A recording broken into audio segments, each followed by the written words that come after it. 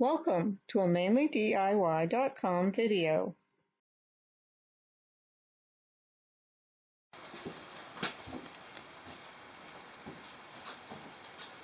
See how we can see the light through the gap in the door? Okay, now we're going to take the old weather stripping here off. I'm going to take this off. And it should just pull out. It's a little painted in there, but okay.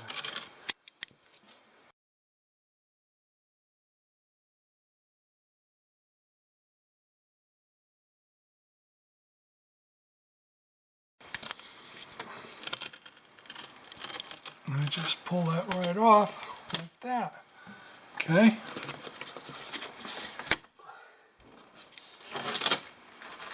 Now, if you look at the edge of this, it's got like little barbs on it. Let's rotate this around to show how that little fin. Well, let's look at this side of it here. Maybe you can kind of see where it's got a little fin, and you can see the groove that it goes into along here that's into the wood. That little barb fits right in there. So we need to get a piece of weather stripping, cut it to the right length, and just pop it back in, and we'll save oogles of money. So this is the new stuff we're going to use. This is the new stuff. Looks a little different than the other, but if you look at the end of it here, you can kind of see where the little barbs are on the end of it there. See that? Right there. That is going to slide into the wooden groove. And then the door is against my thumb here, pushes against this, makes an airtight seal.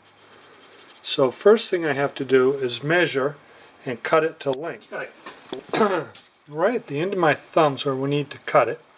Now, I've gone and asked my favorite quilter for their best scissors for this, and I'm going to give it a cut, see how it cuts this. It isn't cloth, but some of it is, so wow. Oh, these are my tin snips. That's not regular scissors.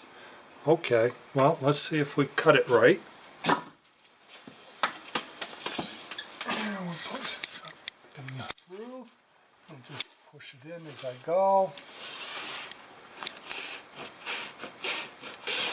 And that is all there is to it.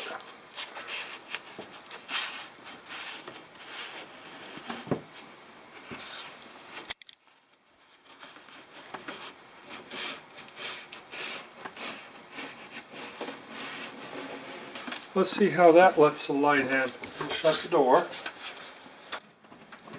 Ooh, it's tighter. A lot tighter. I think that light is gone. Hey, look at that. And I can't feel the cool air coming through. Now I'm just going to do a piece across the top, and we'll be done.